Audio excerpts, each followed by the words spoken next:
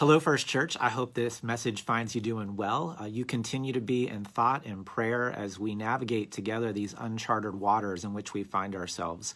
One of my favorite verses in Scripture is Romans 8:28, which reminds me personally that God has this amazing ability to bring good out of difficult situations.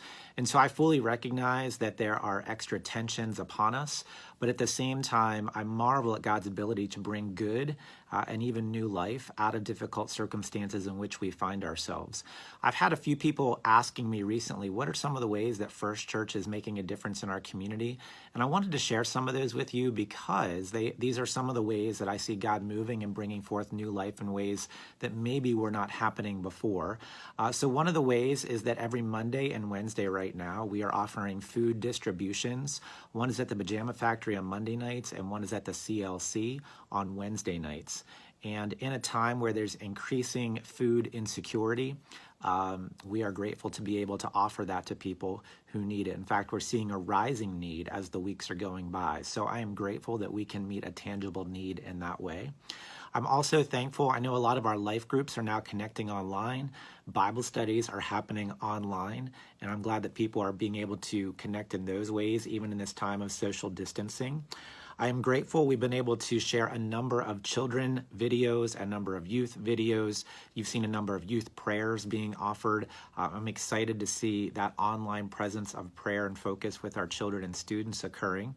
I've been grateful. Just last night, I had the opportunity to share with our Disciples Journey 3 group as they are learning what it means to embrace their call as multiplying disciples of Jesus Christ. And so that is continuing among us. We're joining together every night at 6 o'clock for anybody who wants to join us to be reminded that we are not alone. Every day, Monday through Friday, we've been having a virtual first glance opportunity just to connect, to share some clarity, and to not have so much chaos in our lives by offering a point of consistency. And so I give thanks for that opportunity. We are seeing people organically taking care of their neighbors, reaching out to them, helping make sure they have technology that works and stays connected with us here with our worship services and in other ways. In fact, one of the things that Pastor Rick is doing is he's been making phone calls with a lot of our folks who may not have access to technology. And when he was doing that, he discovered a number of people who said, well, I would be willing to make phone calls. So we now have between 5 and 10 individuals who are making calls to another 5 or 10 individuals, just checking in on them regularly to make sure they're taken care of. And I'm so excited to see people reaching out in love and connection that way.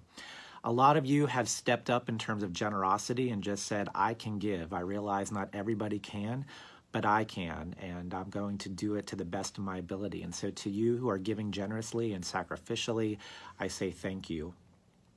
One of the things I wanted to share with you today, as I mentioned a few weeks ago, we had an opportunity to supply hand sanitizer to some of our emergency medical crew here in town. And actually, I received a note that I wanted to share with you, and it literally says this: First United Methodist Church, we cannot thank you enough for this recent supply of hand sanitizer that you gave us for our EMS crews.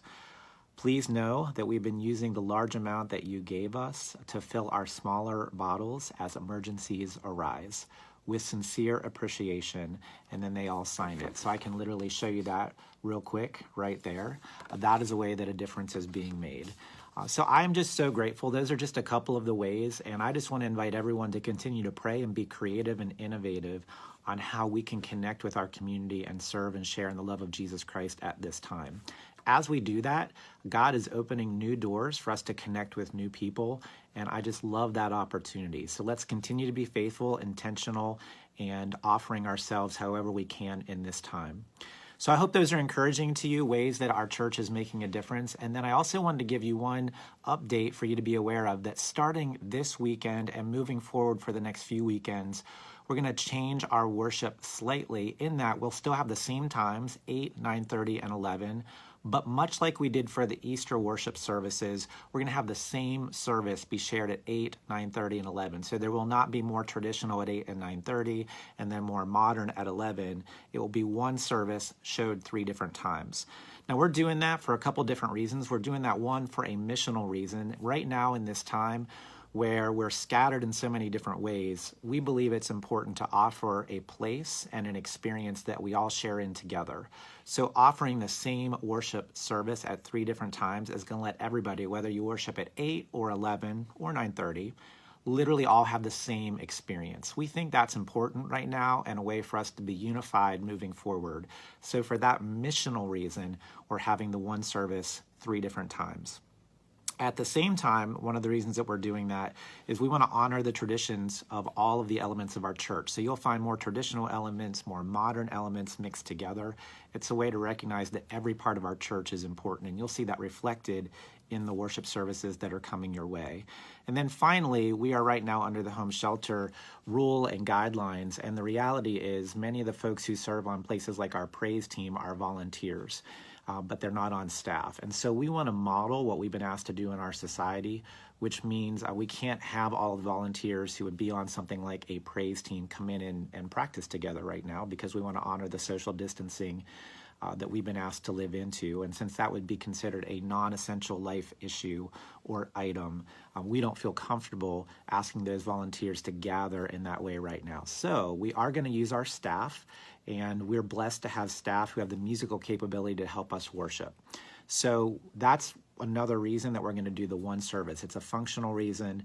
It's a way to honor all of our traditions, but then also it's a way to let us all experience together the same thing and to be unified in a time where right now we have to be socially apart. So I ask for your grace in that. I think you're going to enjoy it. I know we've gotten lots of great feedback from what Easter service was like. We're going to be continuing in that format for the next few weeks. And again, we'll be experimenting along the way. Everything that we're doing right now is really experimental in nature. And so we just ask for your grace in that. You all have been amazing at adapting and moving along with us. Please continue to give us feedback on what is helpful and what is not. And today, as I share with you, I hope, first of all, you're super encouraged by differences being made in our community, new connections that are being made. Remember, we've been praying for 500 new connections throughout this year. I think God is honoring that, but it's in a way we totally never expected. And then be aware of how worship is going to look a little bit different in the weeks to come. Blessings, blessings, blessings to you, First Church. You are in my prayers. You are in the prayers of our staff, and we will continue to seek and move forward together. So good to be able to serve with you. Take care and have a great rest of the week. Bye-bye.